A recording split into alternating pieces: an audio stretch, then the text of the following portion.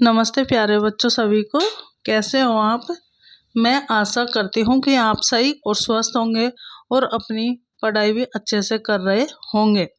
देखिए, हमने हमारी जो भूगोल की बुक है उसका अध्याय 4 कृषि एग्रीकल्चर पढ़ रहे थे और इसका फर्स्ट पार्ट मैंने पहले अपलोड कर दिया था।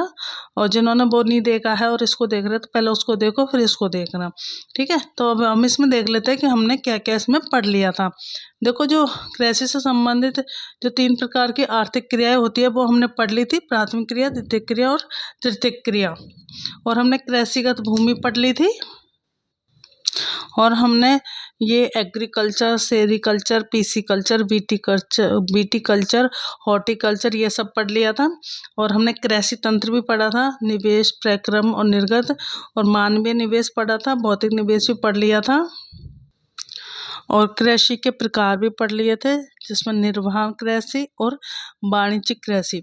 अभी निर्वाह कृषि भी हमने 2 तरह की पढ़ी थी, गहन निर्वाह कृषि और आदिम निर्वाह कृषि, ठीक है। वाणिज्यिक कृषि में मिश्रित और रोपण कृषि पढ़ते हैं।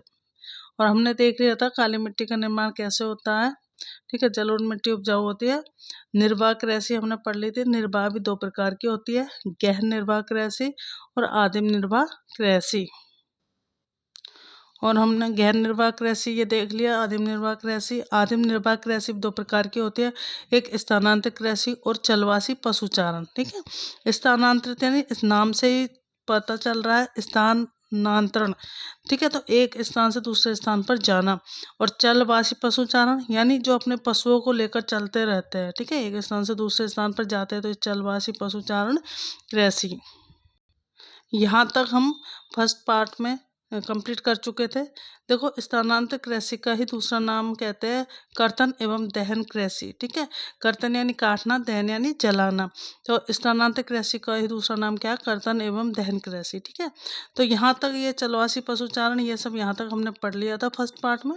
और जिन्होंने वो नहीं देखा है पहले वो जाके देखे, उसके बाद इस पार्ट को देखे, ठीक है। अब आइए हम स्टार्ट करते हैं आज का। आज हम पढ़ेंगे वाणिज्यिक कृषि, ठीक है। देखो, फसलों का उत्पादन व पशुपालन बाजार में विक्रय हेतु किया जाता है। फसलों का जो उत्पादन होता है और पशुपालन वो किस लिए किया जाता है? बाजार में बेचने के लिए, ठीक है, विक्रय हेतु। उच्च स्तर की मशीनरी व अधिक पूंजी का उपयोग किया जाता है। जो वाणिज्यिक कृषि होती है इसमें अच्छी अच्छी मशीनों का यूज किया जाता है और अधिक मात्रा में पूंजी का उपयोग किया जाता है। देखो, वाणिज्यिक अनाज कृषि, तो वाणिज्यिक उद्देश्य से उगाना, ठीक है। तो वाणिज्यिक यानी व्यापार व्यवसाय करने के उद्देश्य से फसल को उगाया जाता है। इसमें कौन कौन सी आती है? इसमें आती है गेहूँ, मक्का, कपास, ठीक है, ये सब फसलें आती है वाणिज्यिक कृषि के लिए। इसमें कौन कौन से देश में उगाई जाती है? देखो, उत्तरी अमेरिका में, यूरोप और एशिया के शीतोष्ण घाट के मैदान इस कृषि के लिए उपयुक्त है। दूसरी है मिश्रित कृषि।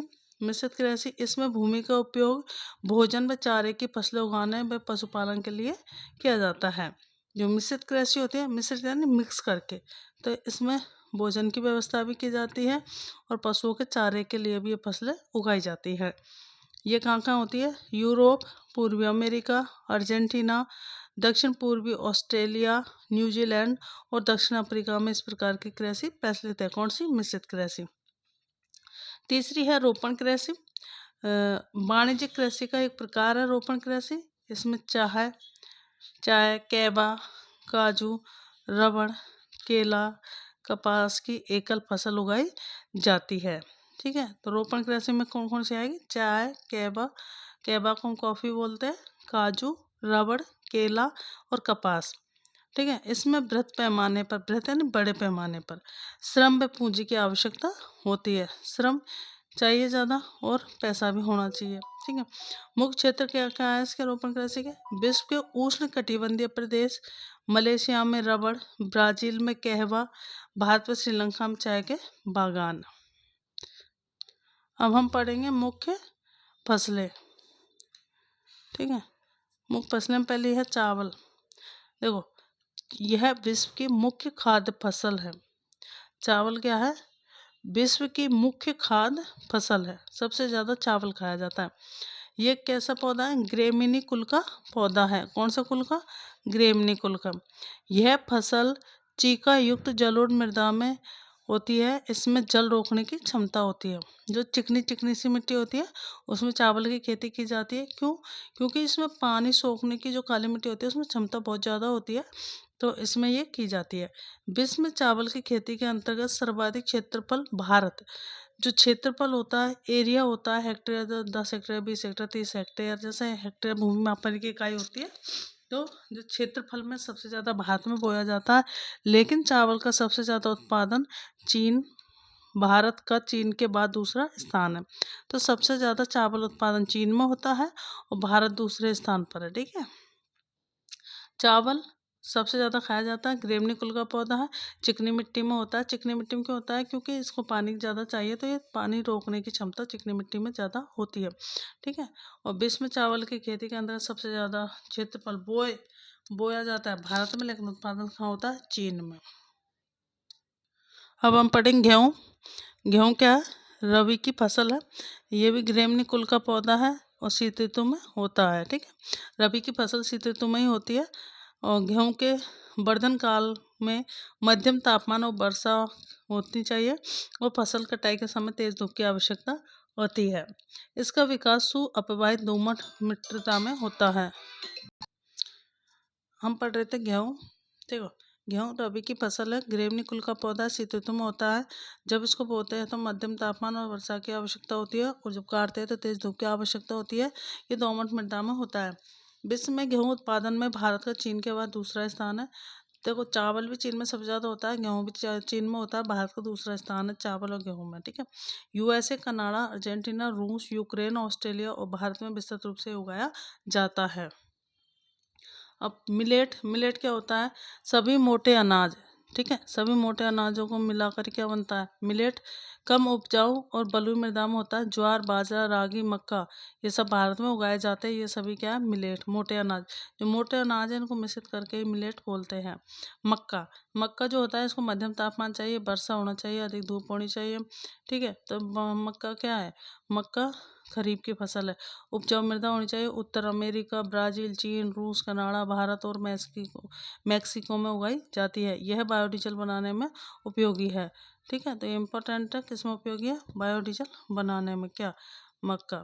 अब हम पढ़ेंगे कपास। ठीक है।